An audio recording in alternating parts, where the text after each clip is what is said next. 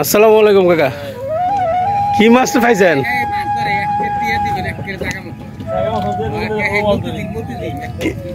একে চলে যাবো টাকা, একে মতি চলে। সত্যি বলছেন?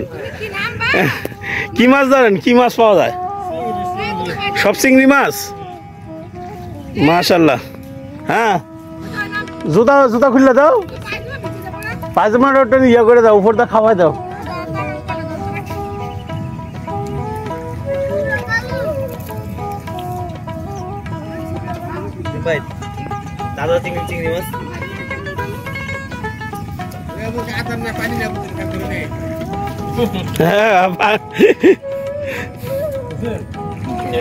মাছ কি সারা রাইতে ধরেন নাকি না? রাত 3টা বাজে গেছেন আর এখন আসলেন?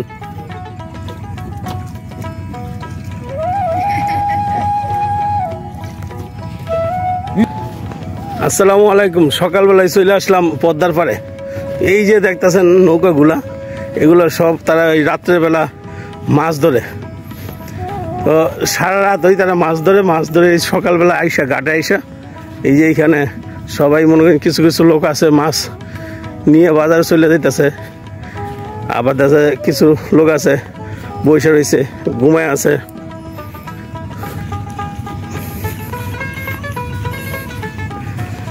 ভাই মাছ কি করছেন? মাছ পাঠাই দিছেন?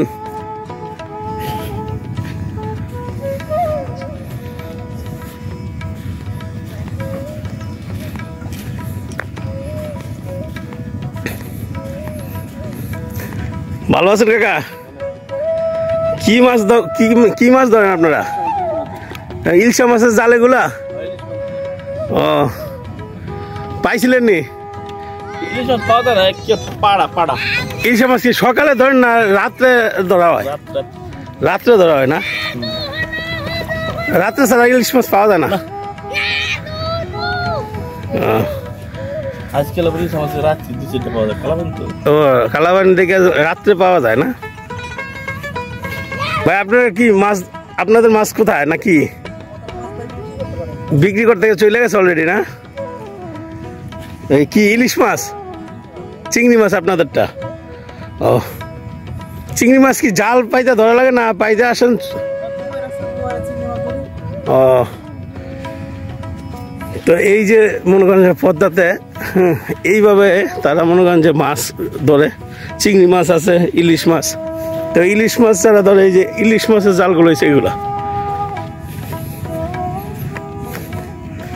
এগুলো হচ্ছে ইলিশ মাছের জাল। ওই যে ঘুমাচ্ছে সারা রাত মাছ ধরছে। তা আমি তো সকাল সকাল চলে আসছি একের নদীর পার পদ্মাতে। তা আপনারা আমার সাথে থাকবেন, আমার ভিডিওটাকে লাইক ও শেয়ার করবেন। আপনারা একটু দেখবেন যে মানুষের যে কর্মজীবী বা মানুষ যারা কাজ করে খায়, খেটে খাওয়া মানুষগুলা, দিন মজুর যারা মাছ ধরে খায় বা জেলেরা, তো এরা কিন্তু দেখেন প্রতিটা নৌকাতেই এই কিছু লোক ঘুমায় আছে আর কিছু লোক মনে করেন যে অলরেডি মাছ নিয়ে চলে গেছে। তো ওই যে ভাইয়ের কাছে শুনতে পারলেন যে ইলিশ মাছ এখন বর্তমানে রাত্রে ছাড়া পাওয়া যায় না, আর কিছু পানিটা গুলা দেখে আর কি ওইভাবে নাই আর কি।